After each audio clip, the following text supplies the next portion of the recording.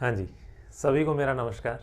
पिछली कुछ क्लासेस से हम कंट्रोल स्टेटमेंट्स के बारे में पढ़ रहे हैं और हमने कंट्रोल स्टेटमेंट्स में कंडीशनल स्टेटमेंट्स को, जिसको हम सेलेक्टिव स्टेटमेंट्स भी कहते हैं, उनको कवर कर लिया है। सेलेक्टिव स्टेटमेंट में हमने देखा था इफ़ स्टेटमेंट कैसे लिखा जाएगा, इफ़ एल्स स्टेटमेंट कैसे लिखा जाएगा। साथ ही साथ हमने ये भी समझा था इफ़ एल्स इफ़ और एल्स स्टेटमेंट कैसे लिखा जाएगा। और साथ ही साथ हमने एक और इटरेटिव स्टेटमेंट को भी कवर किया है, दैट इज़ वाइल लूप। तो वाइल लूप को हम ऑलरेडी कवर कर चुके हैं। तो अब इसी चीज़ को आगे थोड़ा सा हम बढ़ाएं और वाइल लूप के साथ साथ, जैसा कि मैंने आपको पहले बताया था कि वाइल लूप के जैसा ही एक और हमारे पास इटरेटिव स्टेटमेंट या रिपीटेटिव स्टेटमेंट और होता है पाइथन में, जिसको हम बोलते हैं फॉर लूप। मैंने आपको बताया था लूप जो हमारे हैं दो टाइप के होते हैं, जिनमें था हमारे पास वाइल लूप और फॉर लूप। तो आज का जो हमारा क्लास का टॉपिक रहेगा वो क्या रहेगा? आज की क्लास का टॉपिक हमारा फॉर लूप रहेगा। ठीक है, तो मैंने आपको पहले क्या बताया था कि जो हमारे लूप्स होते हैं वो लूप में मैंने आपको बोला था पहला स्टेटमेंट जो हम पाइथन में यूज़ करते हैं that is while and second is called for loop. ठीक है, तो वाइल को हम ऑलरेडी कवर कर चुके हैं। फॉर लूप को भी हम दो तरह से लिख सकते हैं। पाइथन में हम फॉर लूप को भी दो तरह से यूज़ कर सकते हैं। एक तो हम यूज़ कर सकते हैं by using range function,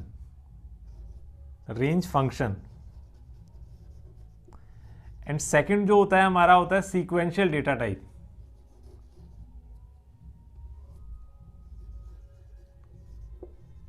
sequential data type का जो लूप होता है, अब सीक्वेंशियल डेटा टाइप में क्या आता है थोड़ा सा याद करो। सीक्वेंशियल डेटा टाइप में मैंने आपको बताया था लिस्ट, टपल, है ना, ये मैंने बताया था आपको। और लिस्ट टपल के साथ बताया था मैंने स्ट्रिंग।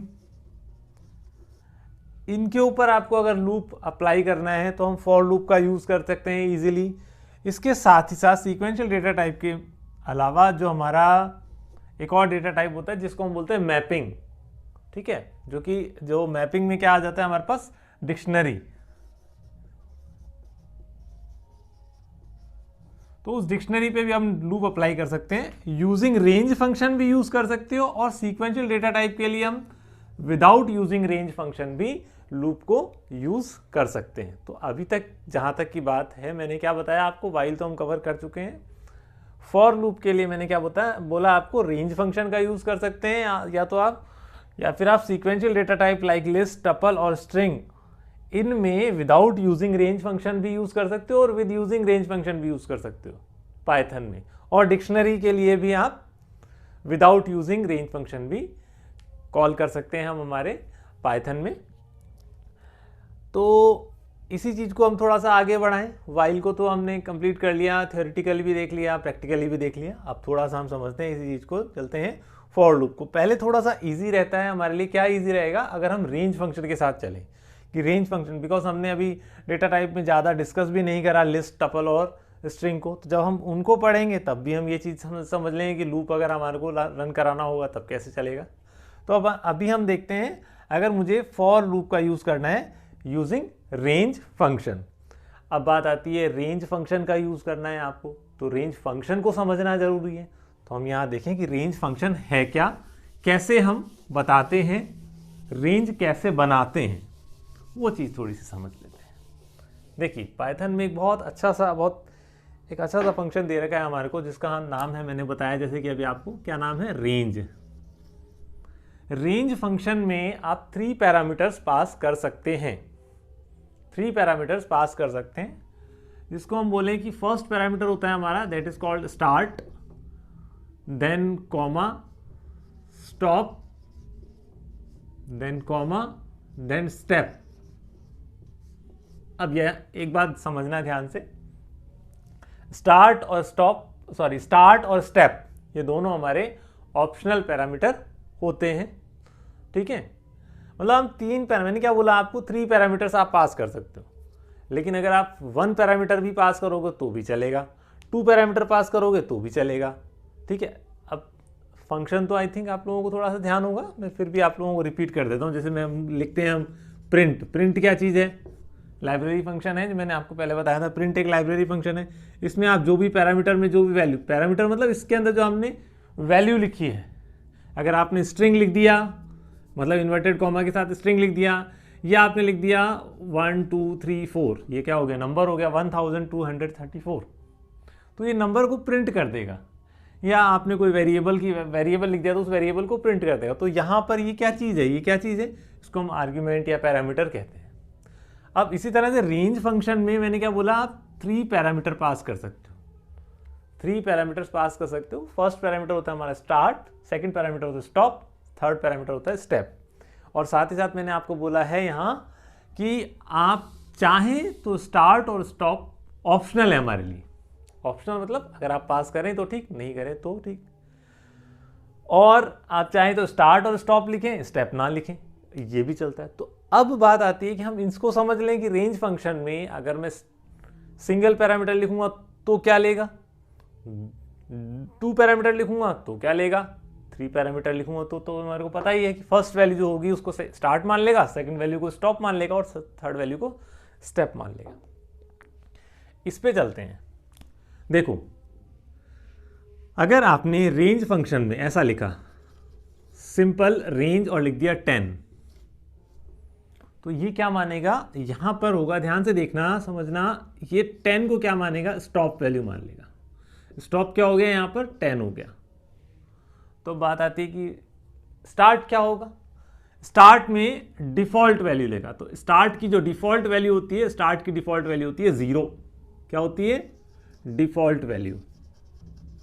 डिफॉल्ट वैल्यू, डिफॉल्ट का मीनिंग क्या होता है कि अगर आपने प्रोवाइड नहीं करवाया तो ऑटोमेटिक क्या अज्यूम करेगा, उसको क्या मानेगा। तो स्टार्ट की अज्यूम कर लेगा 0, स्टॉप बन गया 10, तो स्टेप को क्या मानेगा, स्टेप की जो डिफॉल्ट वैल्यू होती है, स्टेप की डिफॉल्ट वैल्यू होती है दैट इज 1। 1 का मीनिंग क्या है, 1 कह दो, या इसको और थोड़ा सा क्लियर करें तो वो क्या हो गया, +1। +1 मतलब +1 का इंक्रीमेंट होगा, हर बार +1 +1 +1 ऐड होता चला जाएगा। तो देखो रेंज क्या बनी, हमने क्या बोला, हमने ये बोला कंपाइलर को कि रेंज हमारी कहां तक चलनी चाहिए, लास्ट होना चाहिए 10। तो इसका मीनिंग क्या है, लास्ट 10 नहीं होगा, इसका मीनिंग है लेस देन 10। याद रखें, ठीक है, आपने लिखा 10 मतलब लेस देन 10। ओके, तो लेस देन 10 यानी स्टार्ट कहां से होगा, मैंने क्या बोला, 0 से स्टार्ट करेगा। क्यों करेगा 0 से, बिकॉज आपने स्टार्ट की वैल्यू प्रोवाइड नहीं करी। मैंने क्या बोला, अगर आप 1 वैल्यू प्रोवाइड करते हो, सिंपल 1 पैरामीटर पास करते हो रेंज फंक्शन में, तो वो किसको अज्यूम कर लेता है, वो अज्यूम करता है कि ये स्टॉप वैल्यू प्रोवाइड करी गई है। और उस स्टॉप वैल्यू का मतलब क्या करेगा, लेस देन, जो भी आपने लिखा उसका लेस देन। ठीक है, तो मतलब लेस देन 10 यानी 9 तक ये रन करेगा। लेकिन स्टार्ट कहां से करेगा, स्टार्ट करेगा 0 से, स्टार्ट करेगा 0 से और कहां तक चलेगा, 9 तक। और स्टेप वैल्यू +1 करेगा, मतलब 0 + 1 1, 1 + 1 2, 2 + 1 3, 3 + 1 4, 4 + 1 5। इसी तरह से ये कहां तक चलेगा, 9 तक एक पूरे रेंज बना देगा। तो अब सोचो कितने नंबर बने, टोटल नंबर कितने बनेंगे, 0 से लेकर 9 तक टोटल नंबर कितने बने, 10। तो इसका मीनिंग क्या हो गया कि 10 वैल्यूज लिखनी है, लेकिन स्टार्ट करना है 0 से। कैसे भी समझ लो बात को कि देखो आप यूं भी समझ सकते हो कि रेंज 10 लिखा आपने, तो इसका मीनिंग क्या हो गया, 10 वैल्यू लिखनी है 0 से स्टार्ट करते हुए। आपने लिखा रेंज 20 वैल्यू लेनी है 0 से स्टार्ट करके, तो 0 से स्टार्ट करके 20 वैल्यू कहां बनेगी, 19 तक बनेगी। ओके, बट अगर आप स्टार्ट वैल्यू प्रोवाइड कर देते हो तो थोड़ा केस अलग हो जाता है। या फिर मैंने क्या बोला था, दूसरी बात मैंने क्या बताई थी, जो आप वैल्यू प्रोवाइड कराते हो उसके लेस देन तक चलता है। ठीक है, तो आप इस तरह से भी समझ सकते हैं लॉजिक को कि जो आपने वैल्यू लिखी है उसको स्टॉप वैल्यू माना और स्टॉप वैल्यू को उसका लेस देन मानता है। लेस देन मतलब अप टू स्टॉप वैल्यू नहीं चलाएगा, जो आपने वैल्यू लिखी है अप टू उस वैल्यू तक नहीं चलेगा, उससे एक कम वैल्यू तक चलेगा। और स्टेप की बात मैंने बोला डिफॉल्ट वैल्यू +1 होती है, क्या स्टेप की वैल्यू चेंज हो सकती है? हाँ हो सकती है, वो भी हम देखेंगे कैसे चेंज हो सकती है। आई थिंक आपको ये तो क्लियर हो गया होगा कि अगर आपने सिंगल पैरामीटर पास किया, वन पैरामीटर पास किया, तो वो क्या बनता है? स्टॉप बनता है। सिंगल पैरामीटर या वन पैरामीटर आपने पास किया तो क्या बनता है? स्टॉप वैल्यू बनती है। स्टार्ट क्या लेगा? फिर 0 ले लेगा। स्टेप क्या ले लेगा?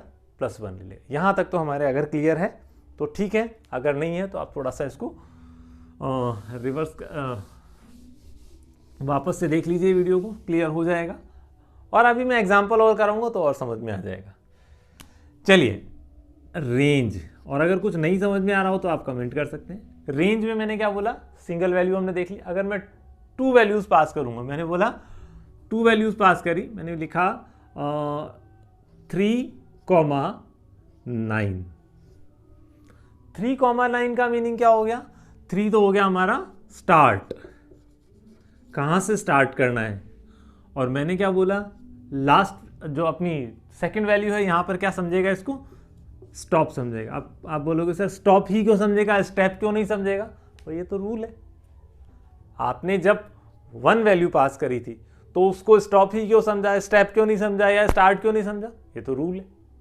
ठीक है, तो वही चीज़ है यहाँ पर। अगर आपने 2 पैरामीटर्स पास कर दिए, 2 आर्ग्यूमेंट्स पास कर दिए, तो उसमें क्या मान लेगा ये कि फर्स्ट वाला जो पैरामीटर। अब आप ये भी क्वेश्चन कर सकते हो कि सर सेकंड वाले को स्टार्ट क्यों नहीं मानता? नहीं भाई, जो पहला पैरामीटर है उसी को स्टार्ट मानेगा, सेकंड वाले को स्टॉप मानेगा। ये भी पहले से वेल डिफाइंड है, इसमें कुछ ऐसा इफ एंड बट नहीं है कि वेल डिफाइंड है ये चीज कि रेंज फंक्शन किसका डिफाइंड, पाइथन कंपाइलर में डिफाइंड है ऑलरेडी। तो वहां पर सेट है कि जो फर्स्ट पैरामीटर है उसको स्टार्ट मान लेना, सेकंड पैरामीटर है उसको स्टॉप मान लेना। तो मीनिंग क्या हुआ? ये स्टार्ट कहां से करेगा भाई? स्टार्ट तो करेगा 3 से, लेकिन लेस देन 9 तक चलेगा। अब लेस देन 9 तक चलेगा तो स्टेप कितना लेगा? क्योंकि स्टेप की आप वैल्यू आपने लिखी नहीं, तो बाय डिफॉल्ट क्या मानेगा? +1 मान लेगा। मतलब 3 + 1 4, 4 + 1 5, 5 + 1 6, 6 + 1 7, 7 + 1 8 और 8 + 1 9 करना चाहिए। लेकिन क्योंकि ये स्टेप वैल्यू क्या है, सॉरी स्टॉप वैल्यू क्या है? 9, तो लेस देन 9 तक चलाएगा। यानी कि टोटल वैल्यूज हमारी हो जाएगी 3 से लेकर 8 तक, 6 वैल्यूज ले लेगा। आई थिंक ये बात क्लियर हो गई होगी। अगर आपने 2 पैरामीटर पास किए तो फर्स्ट पैरामीटर को, फर्स्ट वैल्यू को स्टार्ट मानेगा, लास्ट वैल्यू को सेकंड वैल्यू को स्टॉप वैल्यू, जो कि लास्ट वैल्यू मान के उसको लेस देन उसके लेस देन तक मान लेगा। ठीक है, यहां तक क्लियर है हमारा।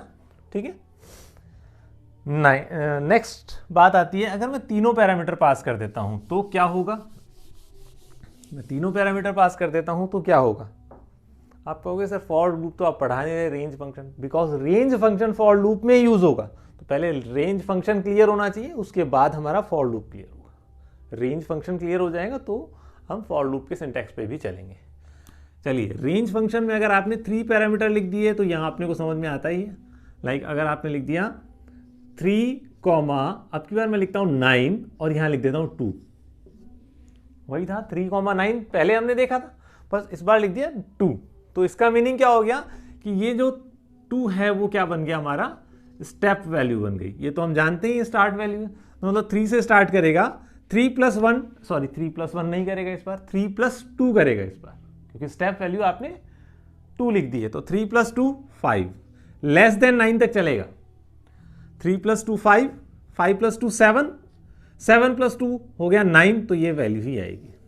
तो एक इसने रेंज बनाकर वैल्यू बना दी 3, 5 और 7। ठीक है, तो एक तरह का क्या बन गया? एक तरह की एक सीक्वेंस बन गया, कॉमा सेपरेटेड वैल्यूज का एक सीक्वेंस बन गया। अब क्या ये रिवर्स ऑर्डर में भी सीक्वेंस बन सकता है? मतलब स्टेप वैल्यू +1 की जगह क्या -1 भी हो सकती है? यस, हो सकती है, -1 भी हो सकती है। तो अब आप सोचोगे सर अगर मैं यहां -1 लिख दूं, फंक्शन में कोई प्रॉब्लम नहीं है, -1 लिख देंगे तो, लेकिन ये लूप के केस में प्रॉब्लम करेगा। लूप के केस में प्रॉब्लम करेगा कि भाई 3 से 9 तक चले और -1 में चले, कैसे चलेगा वो? हमें मालूम होना चाहिए ना, नेगेटिव में चलाने के लिए, मतलब रिवर्स ऑर्डर। -1 का मतलब क्या हो गया? उसको आपको -1 ऐड करवाना है। -1 ऐड करवाना है तो 3 - 1, आप कुछ सोचिए, 3 + -1 क्या होगा? 2। देखो वैल्यू क्या बनेगी? 3 से स्टार्ट किया, नेक्स्ट वैल्यू क्या बनेगी? 3 + -1, मतलब ऐसे बनाएगा। +1 भी तो ऐड ही कर रहा था, यहां पर भी ऐड करेगा 3 + -1। क्या वैल्यू बनाया इसने? वैल्यू बनाई 2। ध्यान से देखना। उसके बाद 2 बनाया, 2 के बाद अगली होगी +-1। क्या वैल्यू बनाएगा? यहां पर वैल्यू बना देगा 1। 2 - 1 1 हो जाएगा। फिर 1 + -1, तो क्या वैल्यू बनाएगा? 1 - 1 हो जाएगा, 0 हो जाएगा। तो क्या ये 9 की तरफ बढ़ रहा है? 9 की तरफ जा ही नहीं रहा। तो अगर इस तरीके का आप रेंज फंक्शन यूज कर लोगे, फंक्शन यूज करने में कोई बुराई नहीं है, कोई गलत नहीं होगा, लेकिन ये फंक्शन आपको 9 की तरफ लेकर ही नहीं जा रहा। और एक बात याद रखो, जब भी मैंने आपको लूप पढ़ाया था, वाइल लूप, तो वाइल लूप में क्या बताया था? ये एक ऐसी कंडीशन होनी चाहिए जो कभी ना कभी फॉल्स जरूर हो, अदरवाइज क्या होगा? वो लूप इनफाइनाइट चलेगा। आप खुद सोचो, ये 3 2 1 0 -1 -2 -3 -4, कभी 9 की तरफ, 9 तो इस तरफ आएगा, 9 की तरफ तो कभी जाएगा ही नहीं, 9 की तरफ कभी जाएगा ही नहीं। तो यहाँ क्या होगा? लेस देन, मतलब 9 तक अगर पहुंचेगा नहीं तो क्या होगा? लूप इनफाइनाइट चलेगा। इस चीज़ का एग्जाम्पल भी हम देखेंगे। बट मेरा मेन मोटिव क्या था आपको यहाँ पर क्या एक्सप्लेन करने का, कि अपनी को रेंज ऐसी लिखनी है जो स्टार्ट से स्टॉप की तरफ जाए, और एक बार स्टॉप वैल्यू जरूर आए ताकि वो लूप टर्मिनेट हो जाए। अदरवाइज लूप ही टर्मिनेट नहीं हुआ तो हमारा इनफाइनाइट लूप चलता रहेगा और कुछ मतलब नहीं, कुछ मीनिंग नहीं कर पाएगा मतलब उसका। तो इसलिए हम -1 दे सकते हैं या नहीं दे सकते? दे सकते हैं। अब फिर सही क्या होगा? ये भी क्वेश्चन आपके माइंड में आ सकता है कि सर सही क्या होगा? देखो फिर सही क्या होगा, यहां पर हम क्या लिखें? इस रेंज फंक्शन को ऐसा लिख सकते हैं, रेंज 9 से स्टार्ट करो, 3 पे चलो और -1 करते जाओ। इसमें क्या होगा? 9 से स्टार्ट होगा, 9 + -1, क्या वैल्यू बनी? मैं हर बार प्लस करवा रहा हूं, तो क्या वैल्यू बनी? 8। फिर 8 + -1, क्यों -1 ही क्यों कर रहा हूं? स्टॉप वैल्यू -1 लिखी हुई है, तो 8 + -1 7। फिर 7 + -1 6, इसी तरह से 5, इस तरह से 4, और जैसे ही 3 आएगा वो लूप टर्मिनेट हो जाएगा, बस वैल्यू रिवर्स ऑर्डर में लिखी जाएगी। ठीक है, तो ये एक तरह का रेंज फंक्शन ने आपको ये सीक्वेंस में वैल्यूज बनाकर प्रोवाइड करवा दी, लेकिन ये रिवर्स ऑर्डर में वैल्यूज है। आपको सर यहाँ पर अगर मैं -3 लिख दूँ तो क्या होगा? वेरी गुड, बहुत अच्छी बात है। आपने कहा 9 से स्टार्ट करा, अब क्या करेगा? 9 + -3, 9 - 3 मतलब क्या वैल्यू बनी? 6। 6 + -3, -3 क्यों? क्योंकि -3 तो लिया है आपने यहाँ पर स्टेप में, तो 6 - 3 कितना हो जाएगा? 3, जिसको जो कि आपकी step value, sorry stop value है, उस स्टॉप वैल्यू को प्रिंट करेगा नहीं तो 2 ही वैल्यू बना जाएगा, 9 और 6। तो ये जस्ट मैंने आपको एग्जांपल अभी समझाए हैं। अगर मैं रेंज फंक्शन का यूज करता हूं तो क्या होता है, कैसे काम होता है।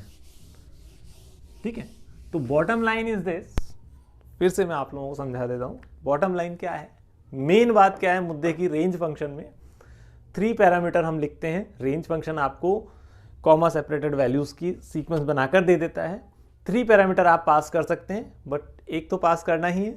अगर आप एक वैल्यू पास करते हो तो स्टॉप वैल्यू मानता है, 2 वैल्यू पास करते हो तो स्टार्ट और स्टॉप मानता है, अगर 3 वैल्यू पास करते हो तो स्टार्ट, स्टॉप और स्टेप मानता है।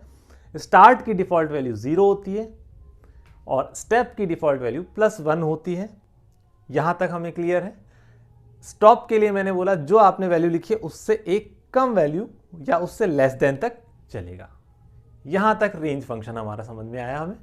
अब चलते हैं फॉर लूप पर यूजिंग रेंज फंक्शन। तो अगर आपको using range function for loop का यूज करना है तो उसके लिए सिंटेक्स क्या होगा फॉर लूप का? फॉर लूप का सिंटेक्स बहुत आसान है। आपको क्या लिखना है, जैसे वाइल लिखा कर जाता था वहां आप क्या लिखते थे? वाइल और कंडीशन लिख देते थे। यहां पर आपको कंडीशन नहीं लिखनी, आपको क्या लिखना है? For variable name, variable name. अब जो मैंने ये एंगुलर ब्रैकेट बनाया ना, ये इसका मीनिंग क्या है कि भाई यहां पर कोई वेरिएबल आएगा। चलो इसको हटा ही देते हैं, हम कंफ्यूज नहीं होते हैं कहीं आप सोचो कि ये एंगुलर ब्रैकेट बनाने हैं। वेरिएबल नेम, यहां पर किसी वेरिएबल नेम, कोई वेरिएबल का नेम आ जाएगा। देन आप लिखेंगे इन और रेंज। सर रेंज तो आपने बता दिया, इन क्या है? इन क्या है आप लोग याद करो, मैंने क्या बताया था, ध्यान करो थोड़ा सा। इन था हमारा मेंबरशिप ऑपरेटर, याद है ऑपरेटर पढ़ाए थे जब, मैंने क्या बताया था, ये मेंबरशिप ऑपरेटर। तो ये क्या बोल रहे हैं, हम बोल रहे हैं कि फॉर एक वेरिएबल है और उसको इस रेंज में चेक करो, उस रेंज में वैल्यू लेकर आओ। कौन सी वैल्यू लेकर आनी है वेरिएबल के अंदर, कौन कौन सी आपको लेकर आनी है, स्टार्ट, स्टॉप, कॉमा, स्टेप। और एक बात ध्यान रखना, आपको क्या लगाना है इसके बाद, कॉलन लगाना है। क्या लगाना है, कॉलन। थोड़ा सा स्पेस कम रहेगा, मैं दोबारा लिख देता हूं इस चीज को, सिंटैक्स क्या रहता है फिर से मैं दोबारा लिख देता हूं, क्या रहेगा, फॉर वेरिएबल नेम या वेरिएबल इन रेंज, और यहां हो जाएगा start, comma, stop, comma, step, colon. Colon compulsory है, वाइल में भी कंपलसरी था कंडीशन के बाद कॉलन। तो कॉलन क्या करता है, अपने को इंडेंट करने के लिए देता है कि भाई आपने जहां कॉलन बनाया अब उसके बाद अब ब्लॉक बनेगा, तो ब्लॉक में आप यहां पर इनसाइड इंडेंट करके अपने स्टेटमेंट्स लिख दोगे। वाइल लूप में आपने क्या पढ़ा था, वाइल लूप में भी तो यही पढ़ा था कि आपने लिखा था वाइल, फिर कंडीशन, देन कॉलन। मतलब वहां क्या था, वाइल, कंडीशन, कॉलन, और उसके बाद में आप लिख देते थे स्टेटमेंट। तो इसका मीनिंग क्या होता था कि while this condition is true do this statement. यही तो बात थी कि जब तक ये कंडीशन ट्रू हो तब तक ये स्टेटमेंट्स एग्जीक्यूट होते रहने चाहिए रिपीटेडली, जब तक ये कंडीशन ट्रू है। अगर जैसे ये कंडीशन फॉल्स हुई आपको ये स्टेटमेंट एग्जीक्यूट नहीं करना, आगे चले जाना है। ये बात हमने समझी थी। यहां अब क्या हो गया, यहां ये हो गई बात, वाइल लूप तो हो गया खत्म। फॉर लूप के अंदर क्या हुआ, फॉर लूप में हमने क्या बोला कि हमने एक रेंज बनाई है, उस रेंज में से एक एक वैल्यू इस वेरिएबल में आती जाएगी, और जितनी बार ये रेंज बनी है उस जितने नंबर के साथ ये रेंज बनी है उतने नंबर के साथ ये स्टेटमेंट पर्टिकुलर एग्जीक्यूट होते रहेंगे। देखो क्या होता है, एक चीज मैं आप लोगों को यहाँ बताऊं, बुक्स में काफ़ी ये बात लिखी हुई है, काफ़ी बुक्स में, कि जहां हमारे को नंबर ऑफ इटरेशन पता होते हैं वहां हम फॉर लूप का यूज़ करते हैं, जहां नहीं पता होते वाइल लूप का यूज़ करते हैं। ऐसा कोई हार्ड एंड फास्ट रूल नहीं है, कोई थंब रूल नहीं है, कोई एक फिक्स रूल नहीं है। दोनों लूप आप कहीं पर भी यूज़ कर सकते हो, जो आपको अपने अकॉर्डिंग सही लगता है आप कर सकते हो, कुछ गलत नहीं है। जरूरी नहीं है कि आपको नंबर ऑफ इटरेशन पता हो तो आप वाइल का यूज़ नहीं कर सकते। नहीं कर सकते, क्यों नहीं कर सकते, जब मुझे पता है कि 10 टाइम लूप चलाना है तो मैं उस तरह से वाइल को भी लिख सकता हूँ, ठीक है। ऐसा कोई हार्ड एंड फास्ट नहीं। लेकिन यहाँ पर हमने रेंज फंक्शन में हमारे लिए आसान हो जाता है, फॉर लूप के साथ रेंज फंक्शन का यूज़ करके अगर आपको नंबर ऑफ इटरेशन पता होता है तो वो लिखना आसान हो जाता है। इसलिए हम नॉर्मली फॉर लूप का यूज़ कर लेते हैं जहाँ हमारे को नंबर ऑफ इटरेशन पता होते हैं। बस इतनी सी बात है। ऐसा कोई हार्ड एंड फास्ट रूल है नहीं कि जब आपको नंबर ऑफ इटरेशन पता हो तभी आप फॉर लूप का यूज़ करोगे, जब नहीं पता तो वाइल का यूज़ करोगे, ऐसा कुछ नहीं। दोनों लूप कहीं पर भी कैसे भी यूज़ हो सकते हैं, याद रखेंगे ये वाली बात। अब बात आती है इसका एग्जाम्पल लेते हैं। एग्जाम्पल में हम सबसे पहले वही हमारा नंबर प्रिंट कराते हैं, 1 से लेकर और 10 तक नंबर प्रिंट कराते हैं। अगर मुझे ये नंबर प्रिंट कराना हो तो सोचो, यहाँ मुझे 1 से लेकर 10 तक प्रिंट कराना है, तो अब रेंज में स्टार्ट क्या बनेगा, स्टार्ट तो बन गया हमारा 1, और स्टॉप क्या बनेगा, स्टॉप बन गया 10। अगर मैं ये लिखता हूं, सपोज करो मैंने लिखा फॉर, मैंने क्या बोला, वेरिएबल का नाम लिख दिया एक्स इन रेंज, और अगर मैं सिंगल वैल्यू लिख देता हूं 10, तो आपको ध्यान होगा मैंने क्या बोला था, स्टार्ट की वैल्यू 0 है। कॉलन लगा के अगर मैंने लिख दिया प्रिंट, इनसाइड इंडेंट करेंगे इसको, और मैंने कर दिया प्रिंट एक्स, तो वैल्यूज तो 10 आ जाएंगी, लेकिन वो वैल्यूज कहां से स्टार्ट होंगी, 0 से। 0 1 2 3 4 अप टू 9 प्रिंट हो जाएगी। जो कि हमें नहीं चाहिए। हमें क्या चाहिए, 1 से स्टार्ट करें और 10 तक चाहिए, यही तो चीज़ चाहिए हमें। तो अब 1 से स्टार्ट कराना है, हमारे वैल्यू से स्टार्ट कराना है, 0 से नहीं, डिफॉल्ट वैल्यू से नहीं, हमारी कस्टमाइज वैल्यू से स्टार्ट कराना है। तो इसके लिए स्टार्ट को आपको डिफाइन करवाना पड़ेगा। तो अपने लूप के अंदर थोड़ा सा आप क्या चेंज कर लोगे, यहाँ पर, यहाँ से समझ लो इसको, लूप के अंदर क्या चेंज कर लेंगे, रेंज में आप लिख देंगे भाई स्टार्ट कर दे 1 से और लेस देन 11 तक चलाए, लेस देन 11 तक चलाए, 11 ही तो लिखेंगे, तभी तो 10 तक 10 भी प्रिंट होगा। ठीक है, उसके बाद ही क्या होगा, देखो इसमें क्या होगा, प्रोसेस कैसे होगा, वैल्यू क्या बनी, 1 से लेकर 10 तक वैल्यू बनी, और एक एक वैल्यू को x में, 1 आया तो 1 को x में असाइन करेगा और x को प्रिंट कर देगा, मतलब 1 को प्रिंट कर देगा। फिर उसके बाद नेक्स्ट वैल्यू जनरेट हुई 2 को x में लेगा और x की वैल्यू प्रिंट कर देगा। फिर 3 वैल्यू जनरेट हुई और 3 को प्रिंट कर देगा। तो इस तरह से कंटिन्यूसली वैल्यू जनरेट करता रहेगा और प्रिंट करता रहेगा, कब तक, लेस देन 11 तक। लेस देन 11 का मतलब 10 तक प्रिंट कर देगा। तो हमारा जो आउटपुट हम चाहते थे वो आ गया 1 से लेकर 10 तक के नंबर। अब एक एग्जांपल और ले लेते हैं कि मुझे इस चीज़ को रिवर्स में लिखना है, मतलब 10, 9, 8, 7 ऐसा लिखना है। अगर रिवर्स ऑर्डर में लिखना है तो हम क्या करेंगे, यहाँ सेकंड एग्जांपल हो जाएगा हमारा, रिवर्स ऑर्डर में 10 to 1 प्रिंट कराना है। सिंपल सी बात है, 10 to 1 मतलब 10 से लेकर 1 तक। तो स्टार्ट वैल्यू कहाँ तक होगी, क्या होगी हमारी, 10। तो आप लिखेंगे फॉर, कोई भी वेरिएबल लिख लेते हैं, मैंने लिखा n इन, किसमें, रेंज के अंदर, जो आपने रेंज दे रहे हैं, कौन से रेंज स्टार्ट करें 10 से, स्टॉप कहाँ करें, अगर मैं 1 लिखूंगा तो 2 तक ही प्रिंट करेगा, इसलिए मुझे क्या लिखना होगा, 0 और -1। आई थिंक ये बात क्लियर हो गई होगी, -1 क्यों लिखा। आगे लिखेंगे प्रिंट, क्यों लिखेंगे भाई -1, क्योंकि यहां लिख देंगे n, 10 से स्टार्ट करेगा, 10 से स्टार्ट करके ग्रेटर देन 0 तक चलाएगा इस बार, मतलब जब तक वैल्यू 0 नहीं आती, जब तक वैल्यू 0 नहीं आ जाती तब तक ये लूप चलाता रहेगा। 10 से स्टार्ट करके जब तक वैल्यू 0 नहीं आ जाती, जैसे ही जब वैल्यू 0 आ जाएगी लूप हमारा टर्मिनेट हो जाएगा। मतलब 10 से स्टार्ट करेगा, 10 को प्रिंट, 10 से स्टार्ट करेगा, 10 जो आ गया n वेरिएबल में असाइन कर देगा और उसको प्रिंट करा देगा, 10 प्रिंट हो गया। उसके बाद स्टेप वैल्यू आपने -1 लिखा हुआ तो क्या बनेगा, 10 प्लस -1 मतलब हो गया 10 - 1 यानी 9, तो 9 आ जाएगा n में और 9 प्रिंट हो जाएगा। ऐसे 8, 7 और ये कहाँ तक चलेगा, 1 मतलब 2 आ गया, सपोज करो 2 आ गया, 2 को आप प्रिंट करा चुके हो, तो फिर उसके बाद 2 - 1 यानी क्या हो जाएगा, 1 प्रिंट हो जाएगा। और फिर जैसे ही 1 - 1 हुआ 0 हो गया, तो 0 होते ही तो हमने क्या बोला है भैया, स्टॉप वैल्यू 0 है, तो ये स्टॉप कर देगा, यानी कि 10 से लेकर 1। क्लियर। यहां पर अगर आपने लिख दिया 2 तो रिवर्स ऑर्डर में 10, 8, 6 और 4 और 2 ये वैल्यू प्रिंट कर देगा। ठीक है, आई थिंक ये चीज़ क्लियर हो गई होगी, आपको समझ में आ गया होगा, क्योंकि 2 - 2 करोगे तो 0 आ जाएगा, इसलिए 0 जैसे वैल्यू आएगी यहाँ पर टर्मिनेट हो जाएगा लूप।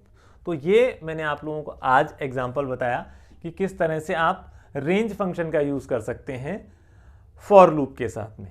तो बिल्कुल बेसिक, मैंने जितना मैं समझता था बिल्कुल बेसिक अच्छे तरीके से जैसे हम रेंज फंक्शन के साथ क्लियर कर सकते हैं इस चीज़ को, मैंने आप लोगों को एक्सप्लेन किया।